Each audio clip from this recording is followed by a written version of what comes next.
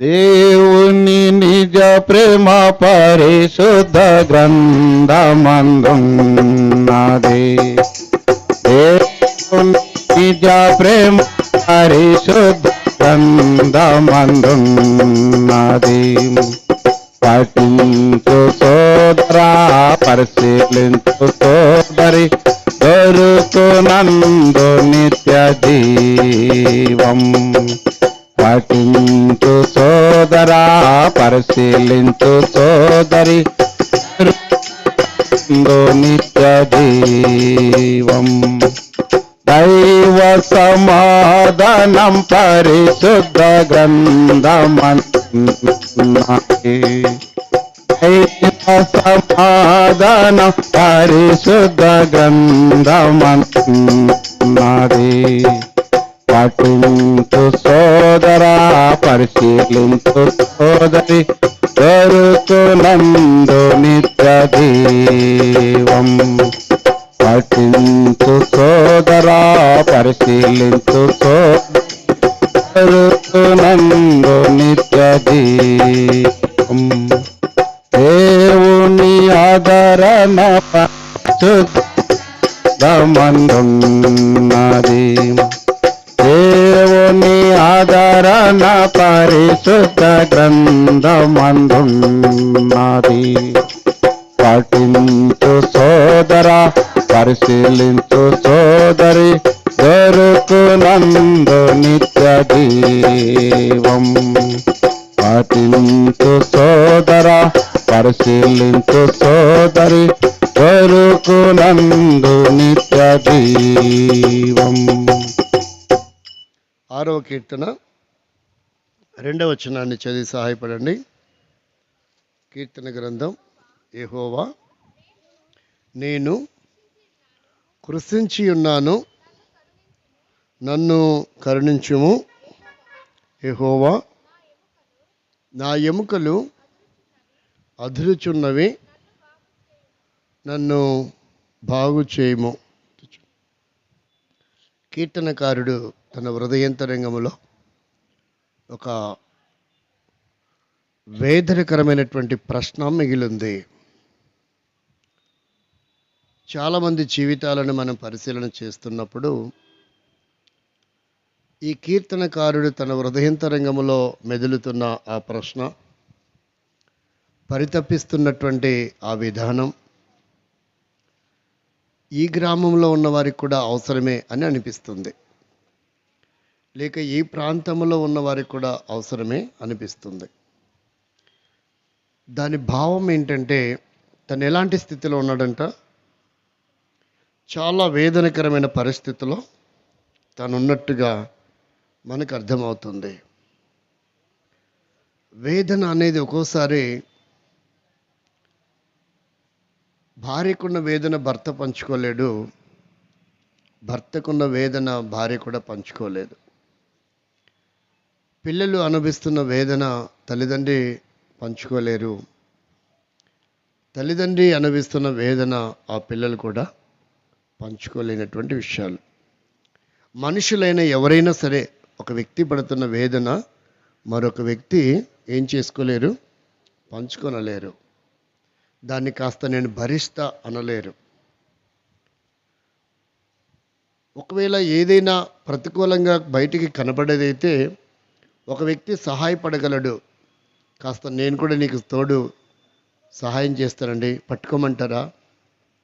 Road మీద బస్తాలు కానీ, గడ్డి మోపు కానీ, ఇంకేమంటారు, పుల్లలు అంటే ఏమంటారు ఇక్కడ, కట్టెలు మోపు కానీ వారు మోయగలరు, కానీ ఎత్తుకోవడానికి కొంచెం కష్టం అనుకున్నప్పుడు వేరే వారి సహాయాన్ని కోరుతారు. కానీ ఒక వ్యక్తి పురిటి నొప్పులు భరిస్తుంది అనుకోండి, దాన్ని ఎవరైనా భరించగలరా? ఎవరైనా పంచుకుంటూ నాకు కొంచెం ఇయ్యి అనగలరా? ఒకవేళ ఇస్తే తీసుకుంటే తీసుకోగలరా? కాబట్టి దావీదుకు తన జీవితంలో ఒక వేదనను అనుభవిస్తున్నట్టుగా అర్థమవుతుంది కీర్తనకారుడు.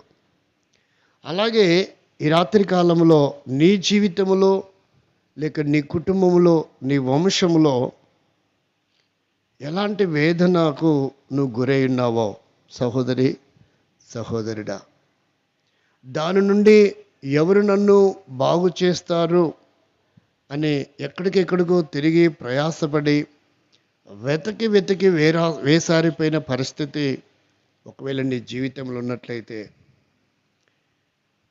దేవుడు నిలబడేవాడు ఎవడైనా ఉన్నాడా, నన్ను బాగు చేసేవాడు ఎవరైనా ఉన్నారా అనే ప్రశ్న నీ జీవితంలో ఒకవేళ మిగిలిపోయినట్లుగా అయితే, అది ప్రశ్నగానే ఉంచుకోవాల్సిన అవసరం లేదు.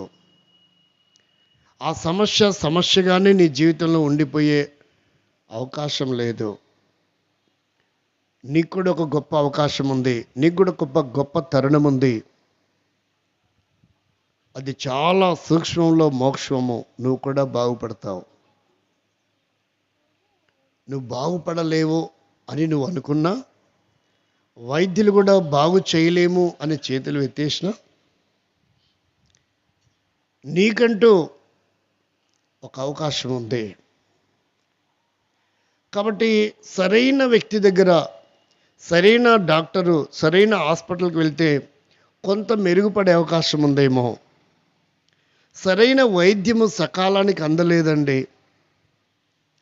కొంతమంది అంటూ ఉంటారు, ఏంటండి అంటే కరోనా వచ్చిండింది, సకాలానికి ఆక్సిజన్ అందలేదు, చాలా ప్రయత్నం చేశాము, ఆక్సిజన్ సకాలానికి దొరకపోవడం వలన పోగొట్టుకున్నాము. ఆయన చనిపోయిన కొన్ని క్షణాలకి మాకు ఆక్సిజన్ దొరికింది. అది ఒక పావు గంట ముందు దొరికింటే, ఒక అరగంట ముందు దొరికింటే అనిపిస్తుందా లేదా? బాగుపడేవాడేమో, బాగుపడేదేమో. కాబట్టి ప్రియమైన వాళ్ళారా,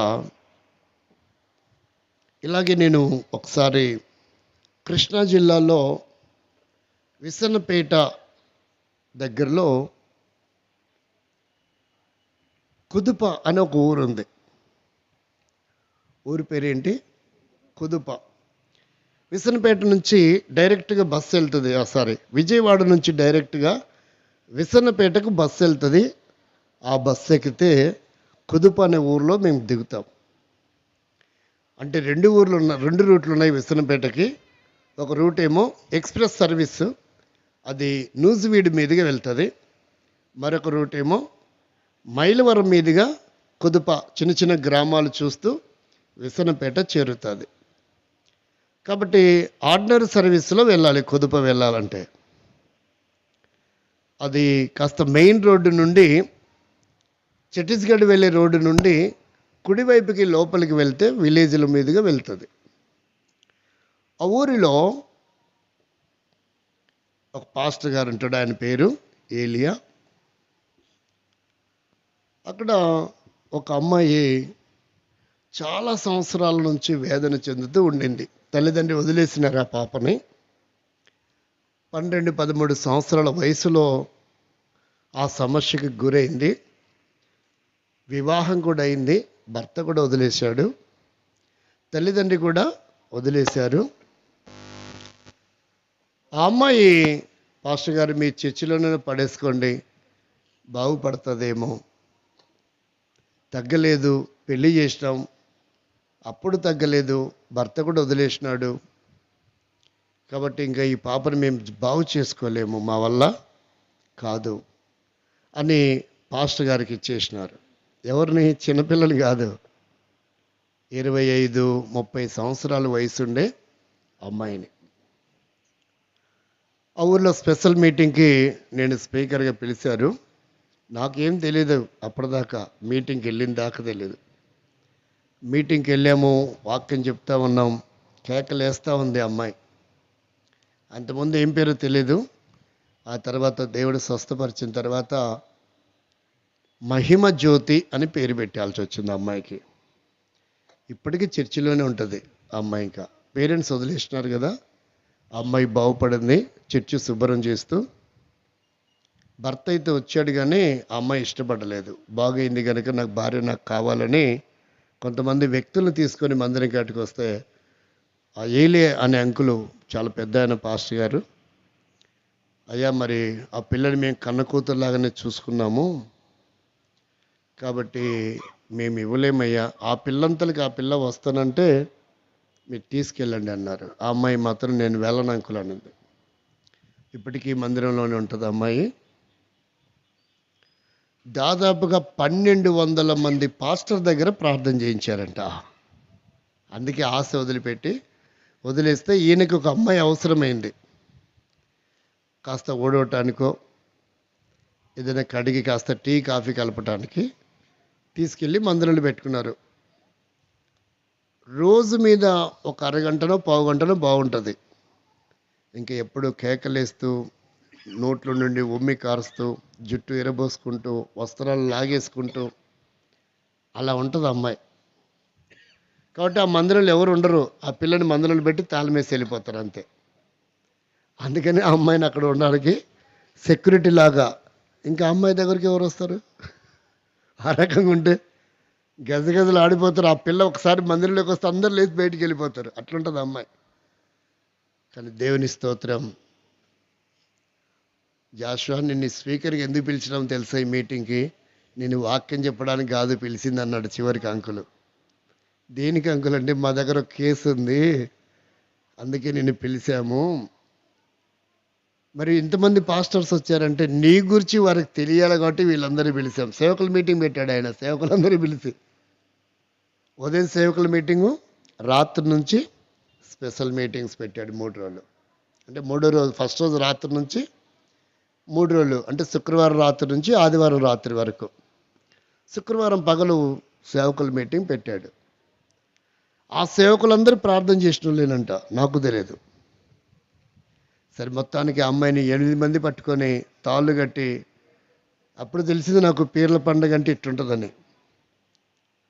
దానికి కూడా ఏం చేస్తారంట, తాళ్ళు కట్టుకొని గ్రిప్ పెట్టుకొని తీసుకెళ్తూ ఉంటే ఈ అమ్మాయికి తాళ్ళు కట్టుకొని 8 మంది ఒక్కొక్క తాన్ని 2 పట్టుకున్నారు. అయినా లాక్కొని ఈడ్చుకొని వస్తుంది వాళ్ళని. వాళ్ళు ఏం నడిచి రావట్లా. చాలా ఆశ్చర్యం వేసింది. ఏంటా ఈ అవతారం ఇదంతా అంటే, బాబు నేను పిలిచింది అందుకే, మీటింగ్ అయిన తర్వాత ప్రార్థన చేయాలా, చెట్టుకి కట్టేస్తామని కట్టేసినారు. ఏం తాళ్ళు తెలుసా? కరెంటు వైర్లకి వేస్తారు లావు తాళ్ళు. ఆ తాళ్ళతో కట్టినారు. 1, 2 కాదు, అప్పటికే 8 తాళ్ళు తెంపింది. మీ వర్తమానం అయిపోయే లోపు 8 తాళ్ళు తెంపింది. దేంతో? పండ్లతో కొరికితే తాడు ముక్కలైపోతుంది. మరి ఆ పండ్లు మరి ఏమంటుంది దాన్ని, జేసీబీకి ఉంటాయి అట్లాంటి పండ్లు ఏమో మనకు తెలీదు. ముక్కలు చేసి కుప్పపోసింది. తాళ్ళే ఇంత అయినాయి. తాళ్ళతో కూడా వంట చేశారు. మరి ఏం చేస్తారు వాళ్ళు? ఎంత భయంకరమో. ఇందాక అన్నమని చూస్తే అసలు దేవపుత్ర పట్టుకుంటాడా లేదా డౌట్ వచ్చింది. మొత్తానికి ఒడింపట్టు పట్టాడు. బ్రతలాడుతుంది. ఏయ్, నీ తరం కాదులేరా, ఎంతమందిని చూశాను తెలుసా నేను, నువ్వెంత, నీ బతికెంత, ఏమన్నా అంతేనా అనేది? నువ్వేం చేసుకోలేవు, నీ తరం కాదు నన్ను కదిలియటం. మళ్ళీ తర్వాత అంటది, పోతా, ఇంకా ఆగేటట్లేదు, ఇంకా నువ్వు వదిలేటట్లేదు, ఇంకా పోతలే అంటుంది. కాబట్టి అది ఎంత రహస్యమైందైనా బయటపడాల్సిందే. చూడడానికి ఏమీ లేదన్నట్టుగా ఉంటుంది. దాన్ని ఏమంటారు, ఇలా గీకి చూస్తారు కదా, ఇక్కడ ఏమంటారు, గీటరాయి అంటారు ఆంధ్రలో. ఇక్కడ ఏమంటారు, గీటరాయి మీద గీస్తే అది బంగారమా, నకిలీదా, పిచ్చిదా, ఒరిజినల్దా తెలిసిపోతుంది. ముందు ఏ కలర్ అన్నా ఉండను కానీ అది తను కాస్త ఏం చేస్తారు, మీకు అలవాట్లేదు ఎవరికి, పొలాలు పని చేసే వాళ్ళకి ఏదైనా కనపడితే వస్తువు ఎప్పుడు ఏం చేస్తారు, చూడలేదా, చూసావా, చెప్పు మరి, చెబితే నేర్చుకుంటున్నానే, నీకే వదిలేసిపోతుంది. కాబట్టి దాని సమయం వచ్చినప్పుడు అది వెలుగులోకి వస్తుంది. పాస్టర్లు అందరూ వణికిపోతున్నారు. ఏంది, నేను చాలా చిన్నగా ఉన్నప్పుడు, ఇప్పుడే చిన్నగా ఉన్నాలేండి, మీకంటే చాలా చిన్నోన్ని. దేవుని మహాకృపను బట్టి ఆ తర్వాత అన్నారు, రే పాస్టర్ గారికి దూరంగా ఉన్నాను రా, దగ్గర పోకండి, ఆయన మామూలుడు కాదు. ఇందాక ఒక ఆమె ఫోన్ చేస్తూ ఉంది. ఆ అమ్మాయి పేరు కృపావతి, అంతకుముందు పద్మావతి అని ఉండిందేమో తెలీదు. అమ్మాయి రక్షింపబడింది, తన కూతురు రక్షింపబడింది. ఆమె భర్త పేరు శ్రీను. నేను అమ్మాయికి చెప్పే, అమ్మాయికి నువ్వు అతనికి నూనె రాయకు, నువ్వు చాలా జాగ్రత్త ఉండాలి, అతని దగ్గర కూడా వెళ్ళకు, ఆయన గదిలో నుంచి నువ్వు ఎటు పోకని చెప్పిన. ఆ అమ్మాయి ఆవేశం తట్టుకోలేక, నేను బాప్తీసం తీసుకున్నా కదా, ప్రార్థన చేస్తున్నా కదా, 20 ఏళ్ళ నేను విశ్వాసిని కదా అని నుదుటి మీద నూనెతో సెలవు గుర్తు తీసిందంట. అంతే. అమ్మాయి, నా వల్ల కావట్లేదు అమ్మాయి, నేను రాసుకోలేకపోతున్నాను నూనె, ఏమన్నా కొంచెం రాసి పెడతావా అని అడిగాడంట గది లోపలుండి. అంటే ఈ పరిచయకు వచ్చాను కదా, నేను శుక్రవారం పోవాలి వాళ్ళ ఊరు యాక్చువల్గా, అంటే వారంకి ఒకసారి వెళ్తా. ఇటు వచ్చాను కాబట్టి ఇంక అటు వెళ్ళలేదు. వచ్చిందాకా ఆగవమ్మ అంటే ఆమె ఆవేశం తట్టుకోలేక, పౌలు వెళ్తే అవి భయపడ్డాయి, యేసుక్రీస్తుని చూసి భయపడ్డాయి. రాజకుమారులు 7 పోయారంట. మా పవర్ ఏందో చూపిస్తాను, దాని పవర్ కూడా చూపించింది అది. కాబట్టి ఆ అమ్మాయి ఆవేశం తట్టుకోలేక వెళ్ళిందంట. ఈయనకంటే పెద్ద పేషెంట్ అయి మంచంలో పడుకుంది ఇప్పుడు ఆ అమ్మాయి. ఊరక నుదుటి మీద శిలువ గుర్తు వేస్తానని పోయిందంట. అంతే. తాకిందో తాకలేదు మనకు తెలియదు. ఆ ప్రభావం సోకి చెమటలు పట్టి కాళ్ళు చేతులు వణికిపోతున్నంట. ఏమైందమ్మా వణికిపోతున్నావు అంటున్నంట. ఏం చెప్తుంది? భయంకరమైన శోధనతో ఆయన పీడింపబడుతూ ఉన్నాడు. చెప్పాను ఎప్పుడైనా, 1,50,00,000 ఇల్లు పడేశారు, ఆస్తి బాగలేదని. పిచ్చోడైపోయిన పరిస్థితిలో ఉన్నాడు ఆయన. అయితే పోయిన నెలలో ప్లాన్ ఇచ్చాము, మళ్ళీ స్లాబ్ కూడా వేయబడింది. ఇప్పుడు అంటుంది అన్నగారు, మా ఇల్లు గృహప్రవేశం అయ్యిందాక నువ్వు రాకుండా ఉండు మాకు. ఆయన అంటాడు, పిచ్చిదానా, గృహప్రవేశం ఏంటి, నేను బ్రతుకున్నంతకాలం రావాల్సిందే, నేను చచ్చాక తర్వాత సంగతి. అక్కడ ఒక సేవకుడు ఉన్నాడు, మన సావాస సేవకుడే. ఆ సేవకుడు కూడా నేను ప్రార్థన చేయాల్సి వచ్చింది. ఆ సేవకురాలు అనింది, అన్నా నా వల్ల కావట్లేదన్నా, 1.5 సంవత్సరం అవుతుంది, నేను డైవర్షన్ తీసుకుంటా, సేవ వద్దు, ఏమొద్దు, నాకు అసలు ఈ మనిషి వద్దు. సేవకురాలు ఇది, సేవకుడి విషయం ఇది, విశ్వాసుల విషయం కాదు. అబ్బాయి పేరు ఇమ్మానేలు, అమ్మాయి పేరు ఏమో తెలీదు. గుంటూరు దగ్గర జొన్నలగడ్డ అనే ఊర్లో ఉంటారు. ఇంతకుముందు మన సేవకుడు జొన్నలగడ్డలో సువార్త చేస్తే సహోదరులు వచ్చి సువార్త ఆపితే పెద్ద గొడవలు జరిగినాయి. ఆ జొన్నలగడ్డ మీరు సెర్చ్ చేస్తే యూట్యూబ్లో ఉంటుంది. ఇమ్మానేలు అనే సేవకుడికి సంఘము వెలివేల పాత్రలు కూడా ఇసిరిపాడేయాలనుకున్నారు. వాళ్ళే ఇలాగుంటే సేవ పాడైపోతుందని. అయితే రహస్యంగా రాత్రి 1 గంటకి వెళ్ళి 3 గంటల వరకు ప్రార్థన చేసేవాడిని. ఆ సంఘ పెద్దల్లో ఒక్కడికే తెలుసు, యోహాను అనే వ్యక్తికి, మిగతా వాళ్ళకి తెలీదు. ఆయన ఎంత నిజాయితీపరుడో. ఆ కుటుంబం సేవలో ఉంచాలన్న ఎలాగైనా, ఈ జిల్లా వాడు కాదు, కడప జిల్లా అబ్బాయిది, మైదుకూరు దగ్గర ఏదో ఊరు పేరు మర్చిన, అక్కడ సేవకుడు అబ్బాయి. వాళ్ళ నాన్నగారు, అన్న నువ్వు కడప జిల్లాకు వస్తే సేవకుడిగా బాగుంటుంది, దావీదంట ఆయన పేరు.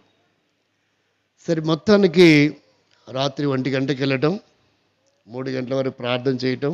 ఎందుకని మందిరం కాదు, మందిరం పైన.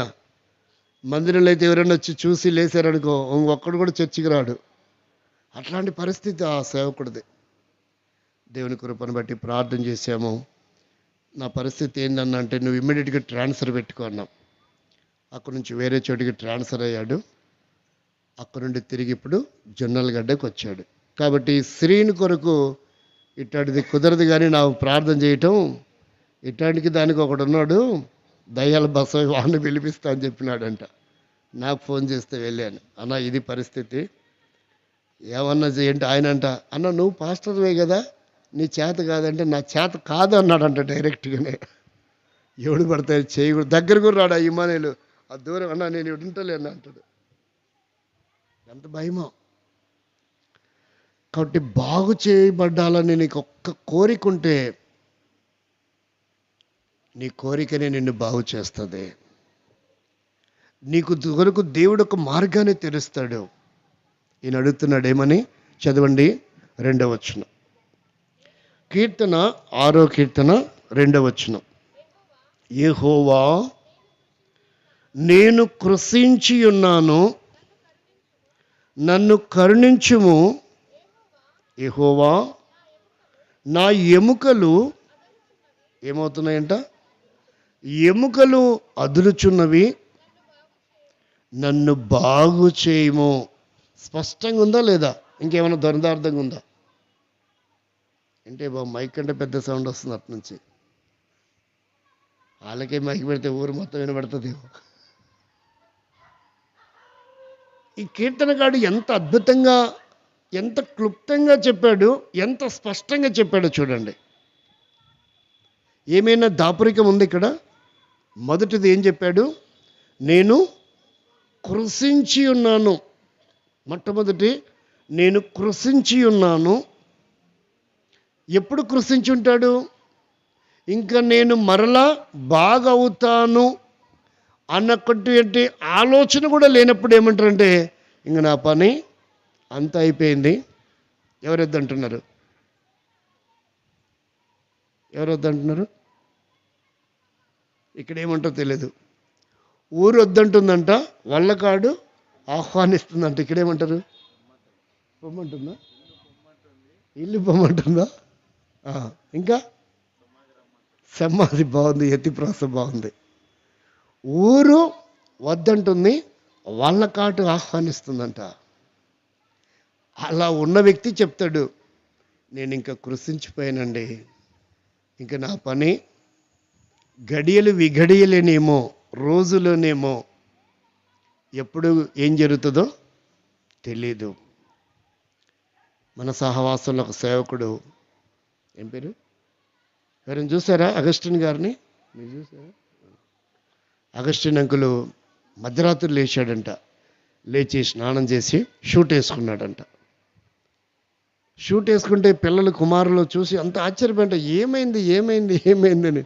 అంటే ఇంకా నన్ను దేవుడు రమ్మంటున్నాడు, మిగతా పనులు అమ్మని అన్ని కుటుంబాన్ని మీరు జాగ్రత్త చూసుకోండి అని అందరి పిలిచి చెప్పాడంటే. ఎట్లుంటుంది?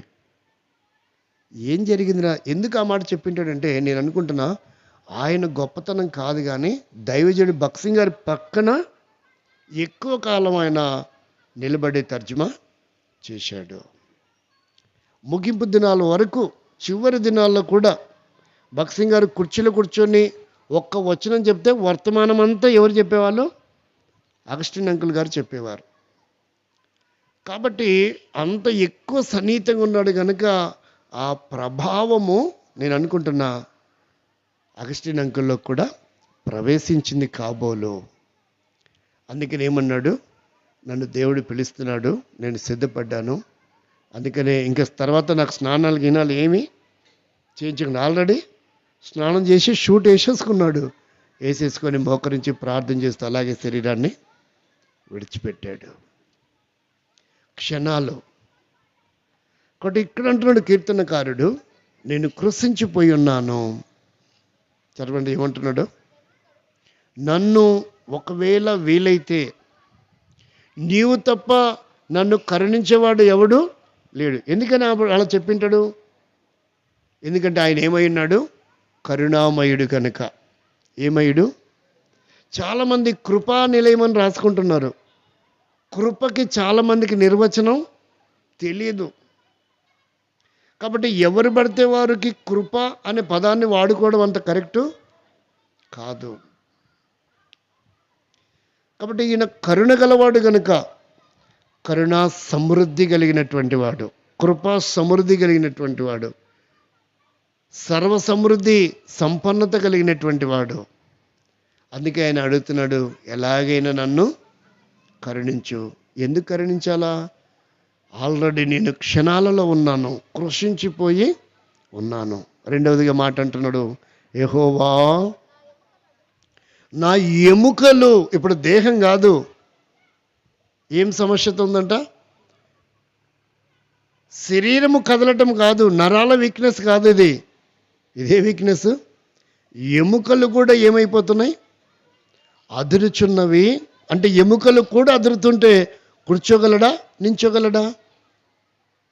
ఆ రెండు చేయడం కష్టం. మరి ఎలా ఉండింటుంది? యోబు గ్రంథం 7వ అధ్యాయము 13వ వచనం చదవండి.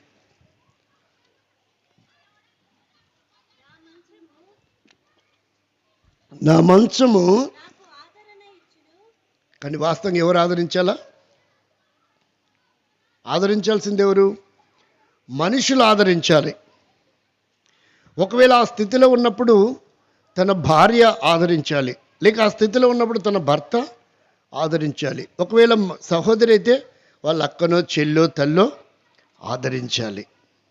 సహోదరుడైతే అన్ననో తమ్ముడో బావనో బామర్దో ఆదరించాలి. కానీ ఇక్కడ ఎవరు ఆదరిస్తున్నారంట? మంచము అంటే ఆయన ఏ స్థితిలో ఉండింటాడో చూడండి. మంచం ఏం చేస్తుందంట? నా మంచము నాకు ఆదరణ ఇచ్చెను. అంటే ఇప్పుడు ఎవరు లేరు తనకు? నా అనేవారు ఎవరు ప్రక్కన లేరు. ఒకవేళ ఆయన వేదన ఎలా ఉండింటుందంటే ప్రక్కన మనుషులు కూర్చొని సేవ చేయడానికి కూడా వీలు కానంత దుర్వాసన ఉండింటది బహుశా అతని దగ్గర. అందుకని ప్రక్కనకు ఎవరు కూడా పరిచయం చేయటానికి రాలేదు. ఇప్పుడు ఆ వేదనలో, ఆ కలవరములో, ఆ భయములో ఒకవైపు ప్రాణము పోక, తిరిగి ప్రాణము రాక, నిశ్చిత లేక, స్వస్థపడతామన్న నమ్మకం లేక, బాగుపడతానన్న అవకాశం లేక, బాగు చేసేవాడు ఒకడు వస్తాడనే నమ్మకం లేక ఎంత వేదనతో ఉన్నాడో. తనంటున్నాడు, నా మంచము నాకు ఆదరణ ఇచ్చును అనుకుంటున్నాడంట. రాత్రి మంచం ఎక్కినప్పుడు ఎప్పుడు తెల్లారుతుందా అనుకుంటున్నాడంట. పగలనుకుంటున్నాడంట ఎప్పుడు రాత్రి అవుతుందా. ఎందుకని? పగలు వేదన ఎక్కువైతుంది కదా, కాస్త రాత్రి అయితే కునుకైన పట్టి నిద్రపోతే ఆ బాధ కాస్తైనా మర్చిపోతానేమో అని. కానీ నిద్ర రాకపోవడం వల్ల అనుకుంటున్నాడంట పగలు ఎప్పుడు అవుతుందా. పగలవుతే ఆ వేదన కాస్తైనా, ఎవరైనా మొబైల్స్ పెట్టుకొని పాటలు పెట్టుకొని వెళ్తూ ఉంటే, ఏదైనా మాట్లాడుతుంటే ఇలా కేకలు ఏదైనా కాస్త మనసు అటువైపు మళ్ళిస్తే ఈ బాధ కొంతైనా మర్చిపోతానేమో. పగలు దేని కొరకు ఎదురు చూస్తున్నాడంట? రాత్రి ఎప్పుడవుతుందా అని ఎదురు చూస్తున్నాడంట. రాత్రి అయితే ఏమి ఎదురు చూస్తున్నాడంట?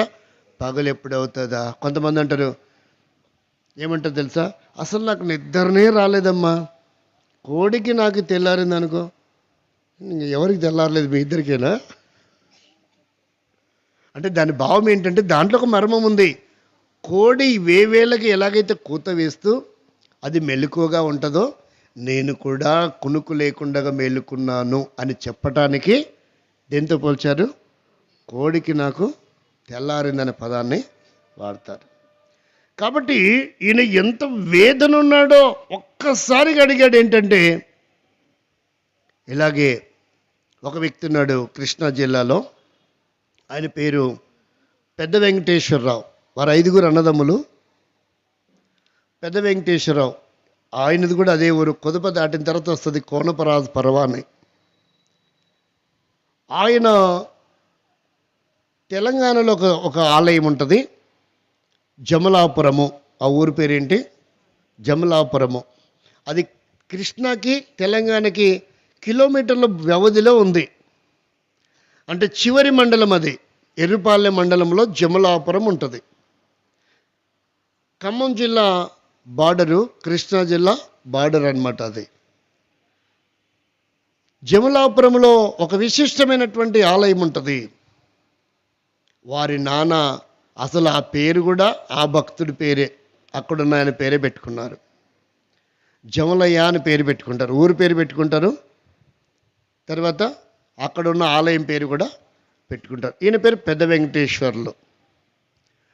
ఆయన నిష్ఠ గరిష్టలు ఏవి ఆయన్ని బాగు చేయలేదు. ఆయనకు వచ్చిన వ్యాధి ఏంటంటే 17-18 సంవత్సరాల వయసులో వచ్చింది ఆయనకి.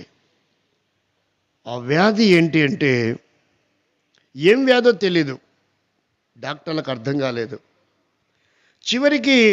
చివరి క్షణాలలో ఆయన ఎముకలకి చర్మం అంటుకొని ఉందంతే.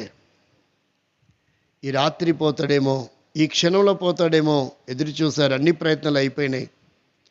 అప్పుడు మంచంలో పడుకోబెట్టారు, నిద్ర రాని పరిస్థితులు. ఆయన సాక్ష్యం కూడా ఉంటుంది. జోసెఫ్ శాస్త్రి అని యూట్యూబ్లో సెర్చ్ చేస్తే మీకు కనపడుతుంది. అంటే ఆయనతో కొన్ని సంవత్సరాలు నేను సహవాసం చేశాను. బైబిల్ ఫెలోషిప్ ఆఫ్ ఇండియాలో ఆయన ప్రెసిడెంట్, నేను జాయింట్ సెక్రటరీగా ఉన్నాను సేవకుల కాలంలో. అంటే 2007 వరకు, 2008 నుంచి ఇటు వచ్చాను. అంటే వాళ్ళు ఏమి వేసుకోమంటే, ఎందుకు వచ్చాను బయటికంటే రెవరెండ్ అని పెట్టుకోవాలి, అది నాకు నచ్చలా, అందుకు వచ్చా బయటికి. ఒకసారి రెవరెండ్ అని ఫోటోలో వేసి పేపర్లో పేరేసి ఫోటోలు అంటించారు ఎక్కడ పడితే అక్కడ, బాత్రూంలకి, ఇంకా చందాలమైన స్థలాలకు కూడా. ఆ మీటింగ్ పోలా నేను.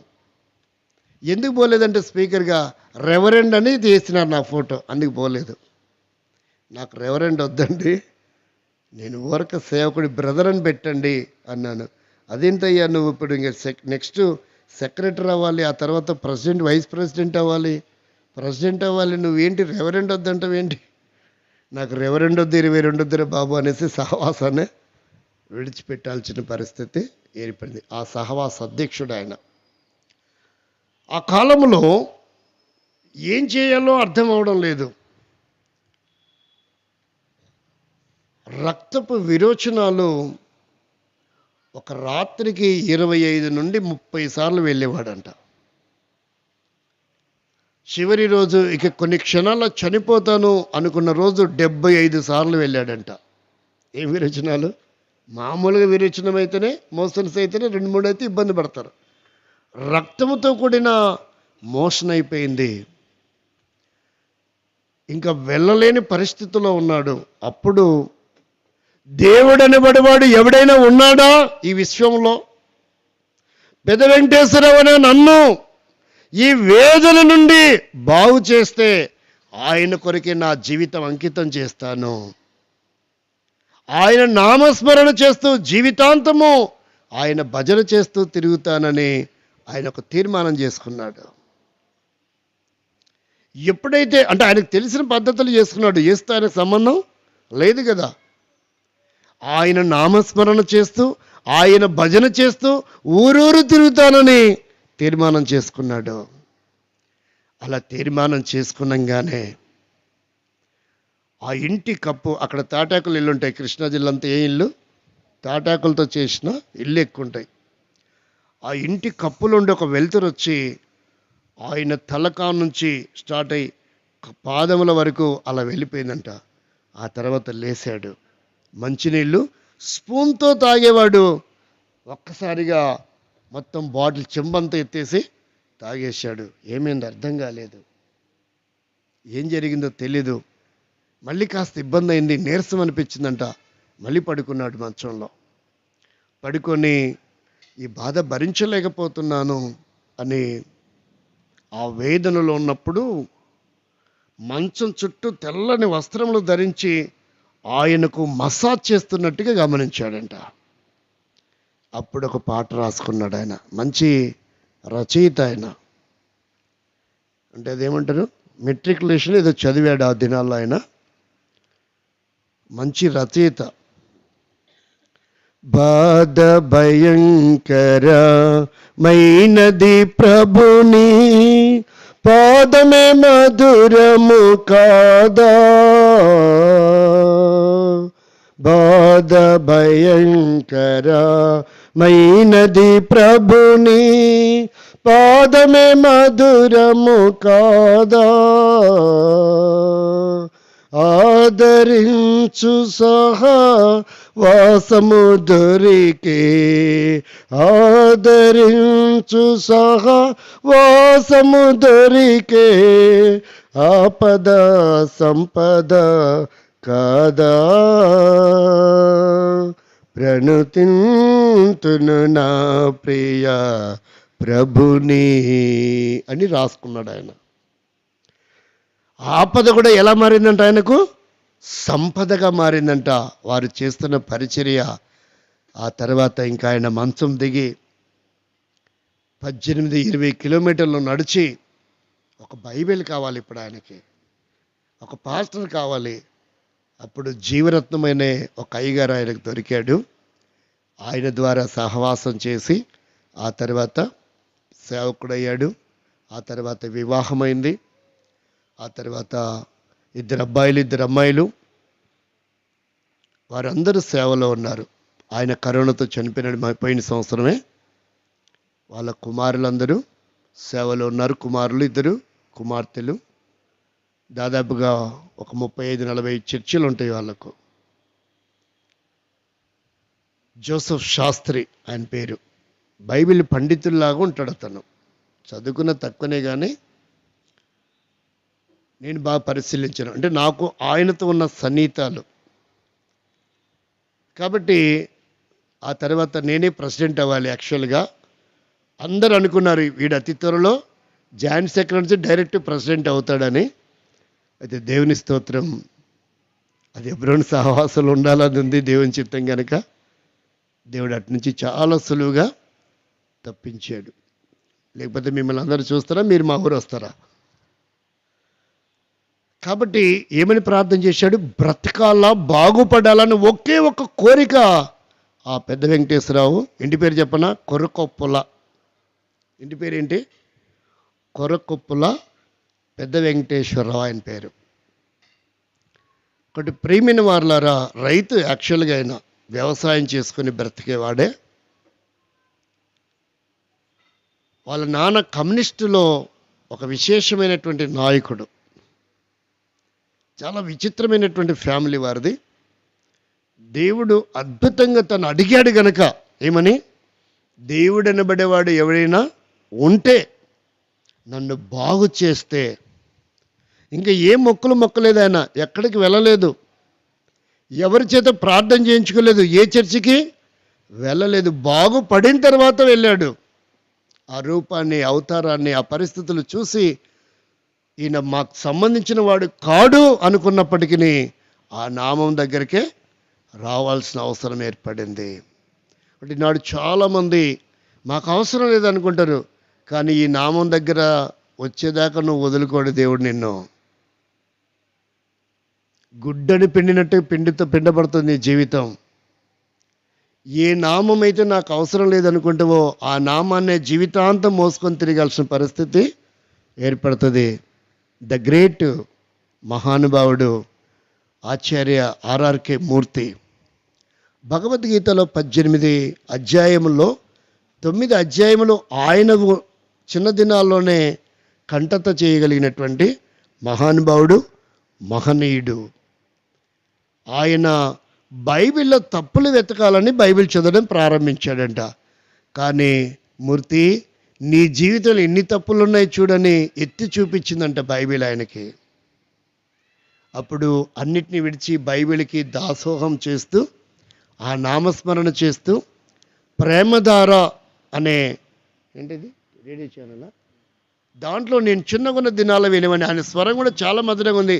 అప్పుడు నేను అది ఆర్ఆర్కే మూర్తి స్వరం అనుకోలా, యేసుప్రభు స్వరం అంటే ఇదేనేమో అనుకునేవాడిని. అంటే ఆయన మాటలు అలా ఉంటాయి, ఆ ఉచ్చారణ ఎంత మధురంగా ఉంటుందో. కానీ ఆ మహానుభావుతో 2007-8 వరకు కలిసి పరిచయం చేయడానికి దేవుడు నాకు అవకాశం ఇస్తూ వచ్చాడు. ప్రేమ ద్వారా ఇప్పటికి వస్తున్నట్టుంది. వాళ్ళు వేసుకుంటూనే ఉన్నారు విశ్వవాణి వాళ్ళు ఆ ఛానల్స్లో ఆయన వర్తమానాలు.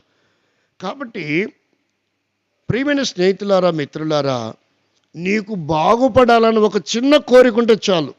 ఈ రాత్రి వేళ నీకున్న స్థితిగతులు మర్చిపో. ఎవరు నిన్ను బాగు చేయలేని స్థితిలో ఉంటే ఒక్క క్షణము నువ్వు ఆలోచిస్తే చాలు, నిన్ను కూడా బాగు చేస్తాడు. నువ్వు కూడా బాగుపడతావు. ఎంతకాలం వేదనలో ఉంటావు, ఎంతకాలము నీ జీవితంలో ఉన్న ఆయుష్కాలం ఆరోగ్యాన్ని కూడా పాడు చేసుకుంటూ వచ్చావు. ఇప్పటికే నీ శరీరంలో కొన్ని అవయవాలు పనిచేయట్లేదు. నీ జీవితం అంత దుర్మార్గంగా జీవించావు. ఒకసారి చూస్తారా ఏమని రాయబడిందో? సామెతల గ్రంథం. ఎందుకు అలా అయిపోయింది నీ శరీరం? ఎందుకు అలా మారింది నీ జీవితం? ఎందుకు అలా అయ్యింది నీ యవ్వన కాలం? సహోదరి సహోదరా, చూస్తారా ఎలా ఉందో? సామెతల గ్రంథం 3వ అధ్యాయం 11వ వచనం.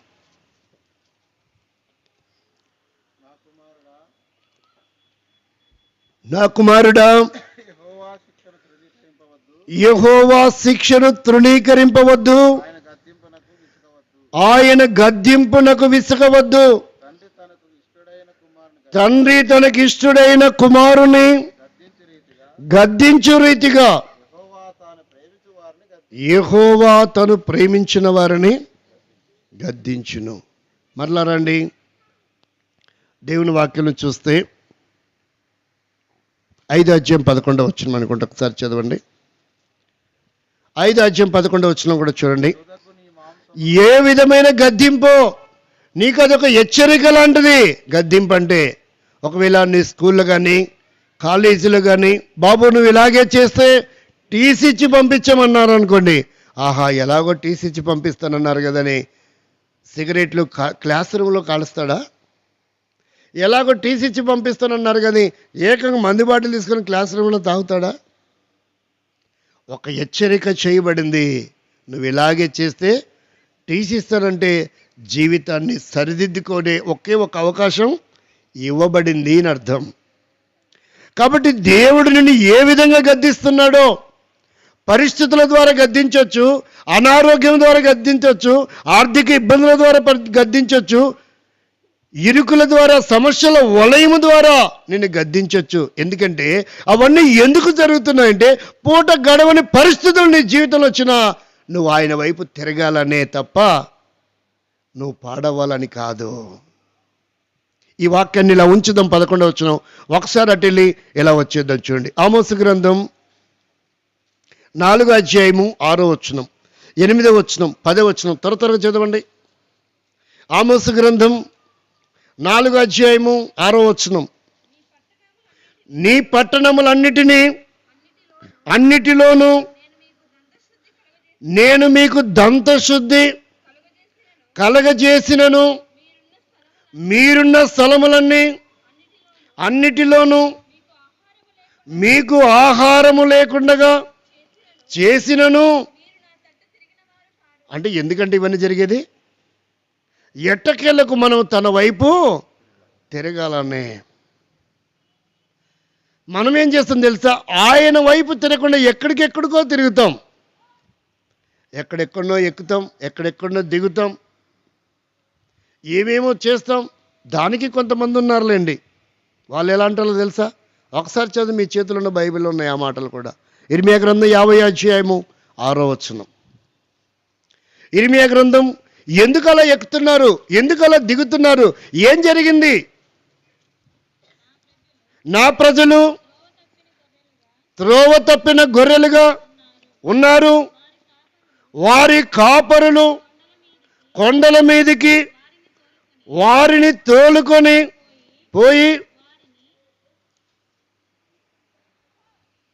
పోయి స్టవ్ అలా చెప్తే ఎలాగా?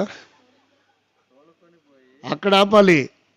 పొయ్యి అంటే ఇంకా మరి స్టవ్ తప్పాలా, ఎవరు పెట్టుకుంటావా అన్నట్టుంటుంది. తోలుకొని పోయి వారిని త్రోవ తప్పించిరి. జనులు కొండకు వెళ్ళుచు తాము దిగవలసిన స్థలమును ఎవరు చేస్తున్నారంటే ఇట్లా? కాపర్లు అంటే ఎవరు?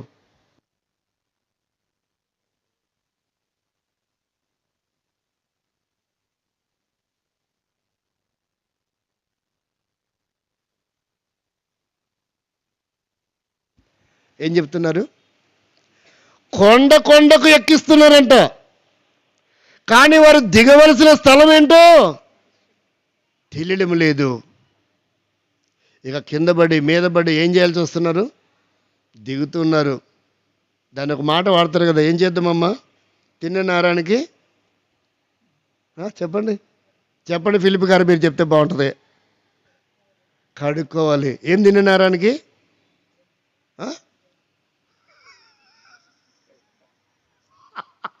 కొంచెం అఫీషియల్గా చెప్పాడు అనిపించింది కదా. ఎంత ప్రేమనో ఫిలిప్ గారికి ఆ పదం బయటికి రాకూడదని కదా. తిన్న నేరానికి ఏం చేసుకోవాలంట? కడుక్కోవాలా. అందుకే ఎక్కిన నేరానికి వాళ్ళు కూడా ఏం చేస్తున్నారు? ఏం చేస్తున్నాం బాబు, ఇక కింద పడో మీద పడో దొల్లో దెబ్బలు తగిలించుకున్న జారిపోయో. ఇలాగున్న ప్రజలని సత్యం దగ్గరికి నడిపించడం లేదు, ప్రజలని సరైన మార్గంలో నడిపించడం లేదు, ప్రజలకి జ్ఞానం లేదు. చూడండి ప్రజలు ఎలాగున్నారో, ప్రజలు ఎలాగుండాలి దేవుడు కోరుకుంటున్నాడు. చూడండి 6వ అధ్యాయం ఇర్మియా గ్రంథం 16వ వచనం. ప్రజలు ఎలా ఉండాలి దేవుడు కోరుకుంటున్నాడు. యెహోవా ఇలాగు సెలవిచ్చుచున్నాడు, మార్గములలో నిలిచి చూడుడి, పురాతన మార్గమును గూర్చి విచారించుడి, మేలు కలుగు మార్గము ఏదని అడిగి అందులో ఈరోజు చేయడం లేదు. ఎడిపడితే వెళ్ళిపోతున్నారు. ఎవరు చెప్పినా సలహా అంతా పాటిస్తున్నారు. పాటించి పాటించి పాటించి పాడైపోతున్నారు. అన్నీ అవజేసుకుంటున్నారు. మనిషిని కూడా తీసుకెళ్ళి సేవంగా తెచ్చుకుంటున్నారు. ఏం చేస్తామమ్మా, మా ప్రయత్నాలు ఎవరు చెప్పిన చోటుకల్లా తీసుకెళ్ళాము. ఆ ఊరు అన్నారు, ఈ ఊరు అన్నారు, హాస్పిటల్ అన్నారు, ఈ హాస్పిటల్, డాక్టర్ అన్నారు, అక్కడన్నారు, ఇక్కడన్నారు, తాయతులు అన్నారు, కొబ్బరికాయలు అన్నారు, దిగుడు అన్నీ చెప్పినారు అని అన్నీ చేసినాం. ఇక ఏం చేయాలో అన్నీ చేస్తారు, కానీ ఒకటి మాత్రం చేయరు. ఏంటది? యేసు దగ్గరికి రారు. ఎందుకంటే బాగుపడాలన్న ఆలోచన వారికి లేదు. ఎలాగైనా బాగు చేసుకుందాం, ఎలాగైనా బ్రతికించుకుందాం అనే ఆలోచన ఉన్నవారు ఖచ్చితంగా యేసునాథుడి దగ్గరికి వస్తారు. ప్రియమైన వాళ్ళారా, వీరు ఆలోచించడం లేదంట. ఏమని? మేలైన మార్గము ఏదని. ఏం చేయాలంట? ఎక్కడ ఆపారు? అక్కడి నుంచి చదవండి. మేలైన మార్గము ఏదని అడిగి అందులో నడుచుకొనుడి, అప్పుడు మీకు నెమ్మది. అప్పటిదాకా నెమ్మది ఉండదు. నిజంగా నీ బాధలో నువ్వు నెమ్మది పొందాలంటే వాక్యం ఏం చేస్తుందంట? 119 కీర్తన 50 వచ్చిన చోటగా చదవండి. 119 కీర్తన, నీ వాక్యము నన్ను బ్రతికించి ఉన్నది, నా బాధలో. వాక్యం అంటే ఎవరో తెలుసా? యేసు ప్రభు అని అర్థం. వాక్యం అంటే మళ్ళీ అదేందో అనుకోబోకండి. అది ఎక్కడుందో దానికోసం ఎక్కడికి పోవాలనుకోబోకండి. వాక్యం అంటేనే యేసునాథుడు. అందుకంటున్నాడు ఆ కీర్తనకారుడు, నీ వాక్యము నన్ను బ్రతికించినది, నా బాధలో. ఎక్కడ బ్రతికించిందంట? నా బాధలో నన్ను బ్రతికించింది. మనం ఇలాంటిది అనుకుందాం, నా బాధలో నన్ను బాగు చేసింది, నీ వాక్యమే నాకు నెమ్మది కలగచేసింది. ఈ రాత్రి నమ్ముతావా? ఈ రాత్రి అంగీకరిస్తావా? ప్రియమైన సోదరి సోదరుడా, నువ్వెవరైనా సరే, ఇక్కడ నీ కులము, నీ గోత్రము, నీ వంశము, నీ స్థానము అవి ఏమీ అవసరం లేదు. అవి అలాగే కలిగి ఉండు. అవేమి నువ్వు పోగొట్టుకోవద్దు. కానీ నీ బాధని మాత్రం పోగొట్టుకో, నీ సమస్యను మాత్రం పోగొట్టుకో. బ్రతకాలన్న కోరిక నీకుంటే నువ్వు ఇంకా ఆలస్యం చేయకు. ఇదే నీకు అనుకూల సమయము, ఇదే నువ్వు బాగుపడే సమయము. ఒకవేళ రెడీగా సూసైడ్ చేసుకుందామని నిద్ర మాత్రలు పెట్టుకున్నావా? నవక్రం తెచ్చిపెట్టుకున్నావా ఇప్పుడే చనిపోతే మంచిదని? లేదంటే ఏదైనా గ్యాస్ పెట్టి తగలబెట్టుకుందామా? ఎలాగో కిరోసిన్ లేదు కదా. ప్రియమైన సోదరి సోదరా, ఏదైనా ప్రమాదము కలిగించుకోవాలనుకుంటున్నావు ఈ రాత్రి, నువ్వు ఏమీ మరణం చెందాల్సిన అవసరం లేదు. నీ కొరకు ఒక ఆయన మరణించాడు ఆల్రెడీ. నువ్వు బాగుపడాలనే, నువ్వు బ్రతికింపబడాలనే, నువ్వు స్వస్థత పొందాలనే, నీకు నెమ్మది కలగాలనే, నువ్వు సుఖశాంత్యములతో జీవించాలనే ఇష్టముందా నీకు రాత్రి? ఈ బ్రతకలేను, ఈ బాధ నేను బాగు చేసుకోలేను, ఈ రోగం తగ్గదు, దేనికంటే చావడమే మంచిది అనుకుంటున్నావా? సహోదరుడా సహోదరి, ఈ పిల్లల్ని బతికించలేను, వారిని సరి చేయలేను, వారు నా మాట వినరు, వారిని నేను కంట్రోల్ చేయలేకపోతున్నా, ఈ అప్పులు తీర్చలేకపోతున్నా, రోజు రోజుకి ఇంకా ఎక్కువ బాధలు ఎక్కువ అవుతున్నాయి, దీనికంటే చావడం మేలు అనుకుంటున్నావా? మరణము పరిష్కారం కాదు. ఈ రాత్రి నీ సమస్య ఏదైనా నిన్ను బాగు చేయడానికి సిద్ధంగా ఉన్నాడు, నీ కుటుంబాన్ని బాగు చేయడానికి సిద్ధంగా ఉన్నాడు, నీకు కలిగిన సమస్తాన్ని బాగు చేయడానికి ఆయన సిద్ధంగా ఉన్నాడు. ఎందుకు తెలుసా? నువ్వు ఒక వాహనం కొంటే అది బోరుకొస్తే అది ఏ కంపెనీకి చెందిందో ఆ కంపెనీకి షోరూమ్లు ఇస్తారు, దాన్ని బాగు చేస్తారు. నీ మొబైల్ పాడైపోతే అది ఏ కంపెనీ చెందిందో ఆ కంపెనీ వారికి ఇస్తే దాన్ని సర్వీస్ చేసి ఇస్తారు. అలాగే మరి నువ్వు ఏ కంపెనీలో తయారయ్యావనుకున్నావు? ఏ కంపెనీలో నేను తయారు చేసింది భగవంతుడే, సృష్టికర్తనే. కాబట్టి నిన్ను నీవు సృష్టికర్తకు కనుక అప్పగించుకుంటే, ఇది నా జీవితం, నా బతికిట్టు అయిపోయిందని ఆయన నిన్ను బాగు చేయడానికి సిద్ధంగా ఉన్నాడు. నిన్ను బాగు చేయడానికి సిద్ధంగా ఉన్నాడు. ఒక ఆయనతో నేను సాయంకాలం మాట్లాడినా, అది కూడా ఎందుకు ఆయన కోరుకున్నాడు, 3 తర్వాత వస్తలేనా, 3 అయితే వస్తలేనా అని. సరే ఆయన దగ్గర పోతే, ఏందయ్యా ఈ పళ్ళు ఇట్టున్నాయంటే, పళ్ళు కట్టించుకోవాలంటే ఇప్పుడు 20,000 అవుద్దన్నా. అడిగినాడంట 2 పళ్ళు. ఎంత అవుద్దంట? అవి న్యాచురల్వా, కృత్రిమమైన కదా. కృత్రిమమైన పళ్ళు పెట్టడానికే డాక్టర్ ఎంత అడిగిందంట? 20,000. అదే నిన్నే బాగు చేయాలంటే ఎంత అడుగుతాడో. బాగు చేద్దామని ఎస్పి బాలసుబ్రహ్మణ్యం హాస్పిటల్ పోతే 6 కోట్లు ఖర్చు అయింది. అయ్యగారు బాగా అవలా. జయలలిత పెద్దమ్మ గారు, చిన్నమ్మ గారు కాదు, మళ్ళీ చిన్నమ్మ గారు అనుకో తేడా వస్తుంది. పెద్దమ్మ గారు తమిళనాడు అంతటికీ అమ్మగారే. ఒక్కొక్కరు ఒక అవయవాన్ని ఇచ్చినా కొన్ని వేల అవయవాలు మిగిలిపోయేటివే. కానీ అపోలో హాస్పిటల్లో శవంగానే బయటికి ఆమె వచ్చింది. ప్రియమైన స్నేహితులారా, మిత్రులారా, నిన్ను బాగు చేయాలంటే నిన్ను తయారు చేసిన వాడి దగ్గరికి రావాలా. నిన్ను తయారు చేసిన సృష్టికర్త కాబట్టి ఆయన మీద నువ్వు ఆధారపడితే, అందుకే ఈ కీర్తనకారుడు వచ్చాడు. నీలాంటోడు నాలాంటోడు కాదు, మహాజ్ఞాని. అందుకంటే నేను కృషించిపోయి ఉన్నాను, నన్ను కరుణించుము, నన్ను ఎలాగైనా బాగు చేయము. ఈ రాత్రి వస్తావా? ఈ రాత్రి పెద్ద వెంకటేశ్వర గారు వచ్చినట్టు వస్తావా? ప్రియుడా, సోదరి సోదరుడా, నువ్వు కూడా బాగుపడతావు. ఇక్కడ చూసేవారికి ఎలాగుందో చూడండి. 5వ అధ్యాయము సామెతల గ్రంథం 11వ వచనం. తుదకు నీ మాంసమును నీ శరీరమును క్షీణించినప్పుడు, అప్పుడు ఉంటుందంట. చదువుతారు, ఎవరు చదువుతున్నారు? ఈ వాయిస్ కరెక్ట్ కాదు. ఇప్పుడు చాలామంది అంటే ఎట్లుంటుంది, ఎట్లుండాలా ఎక్స్ప్రెషన్స్ వేయి. నటించే వాళ్ళకే నంది అవార్డులు వస్తున్నాయి. అక్కడ నటించే వాళ్ళకి మనం జీవించాలి. ఏం చేయాలా? ఎక్స్ప్రెషన్స్ ఉండాలి. ఏ పదం అది? ఏ పదము? గుండెలు బాదుకున్నప్పుడు ఆర్తరధ్వనితో వాడే పదం అది. ఎప్పుడు వస్తుంది అది? ప్రాక్టికల్గా అనుభవించినప్పుడు ఆ సౌండ్ వేరే ఉంటుంది. ఆ సౌండ్ మనం ఎక్స్ప్రెషన్స్ చూపించాలి. అయ్యో ఎట్లుండాలి ఆ సౌండ్?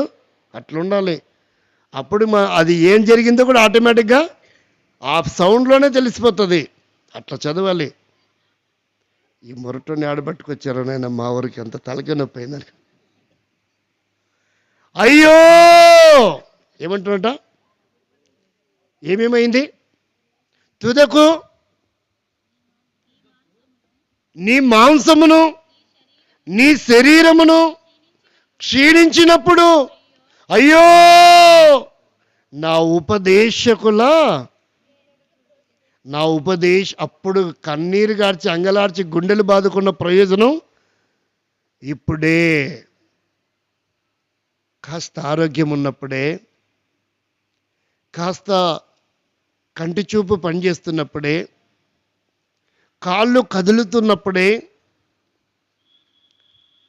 ఇలలో ఉండగానే కోమాకి వెళ్ళక మునిపే, అవయవాలు పాడవక మునిపే, అంటే 4వ స్థానానికి వెళ్ళక మునిపే నువ్వు గనుక యేసునాథుని దగ్గరికి వచ్చావనుకో, ఖచ్చితంగా నువ్వేమవుతావు? బాగా అవుతావు. ఎవరెవరి దగ్గరకు వెళ్ళావు? ఎన్నో ప్రయత్నాలు చేసావు. ఈ రాత్రి ఒక చివరి ప్రయత్నం చేయి. నువ్వున్న చోటనే, నువ్వున్న మంచం మీదనే, నీవున్న గదిలోనే పడి ఉన్నావేమో, ఒక్కరు కూడా నిన్ను పలకరియడం లేదేమో.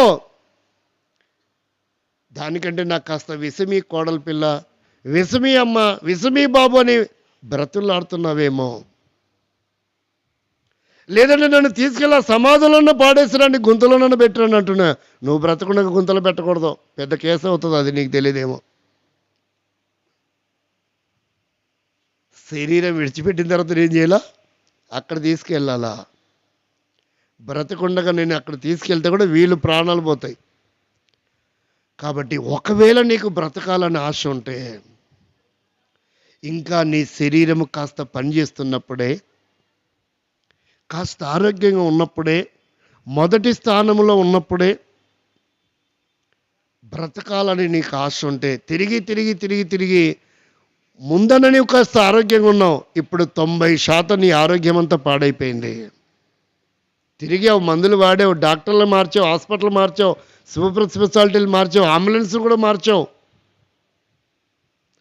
ఎన్ని మార్చినా నీ ఆరోగ్యం రోజు రోజుకి ఏమైంది? క్షీణించిపోతూ వచ్చిందేమో. అయితే ఇదే నీకు అనుకూల సమయము, ఇదే గొప్ప తరుణం. ఆలస్యమైతే ఏమవుతుందంట? నీ పదం నీకు అప్పగిస్తున్నా, అమృతం కాస్త చేదయ్యే అవకాశం ఉంది. ఆ చేదు కూడా అమృతంగా మారే అవకాశం ఉంది నువ్వు వస్తే. సహోదరి ఒక్కసారి ఆలోచించు, సహోదరి ఒక్కసారి ఆలోచించు. ఒక ఆయన ఏ పరిస్థితుల్లో ఉన్నదో తెలుసా? ఇక చివరి క్షణాలలో ఉన్నాడు. ఆయన కూడా వచ్చాడండి. చూడండి ఎలా వచ్చాడో. ఆయన వచ్చాడు 2 రాజుల గ్రంథం 20 అధ్యాయము 5వ వచనం. 3వ వచనంలో ఆయన వచ్చాడు, 5వ వచనంలో బాగయ్యాడు. ఈ రాత్రి నీవు కూడా కోరుకుంటున్నావా? 2 రాజుల గ్రంథం 20 అధ్యాయము 3వ వచనంలో చూడండి, ఆయన దగ్గరకు వచ్చాడు. యెహోవా యథార్థ హృదయుడనై సత్యముతో నీ సన్నిధిని నేనెట్లు నడుచుకొంటినో నీ దృష్టికి అనుకూలముగా. ప్రియమైన సహోదరి సహోదరుడా, నీ దృష్టికి ఎంతగానో అనుకూలంగా జీవించావు. సృష్టికర్త భగవంతుడు పరంజీవుని దృష్టికి ప్రతికూలమైన జీవితం జీవించావు. ఇప్పటి వరకు నీ కార్యకలాపాల్లో, నీ క్రియల్లో, నీ మాటల్లో, నీ ప్రవర్తనలో ఎంతో దుర్మార్గంగా జీవిస్తూ వచ్చావు. అందుకే ఈరోజు మంచం ఎక్కావు. అందుకే ఈరోజు నీ శరీరంలో ఆరోగ్యం కరువైపోతూ వచ్చింది, నిన్ను విడిచిపోతుంది. కేజీలు మాంసం తగ్గిపోతూ వచ్చావు. నీ రూపాన్ని ఒక్కసారి అద్దంలో చూసుకున్నావా?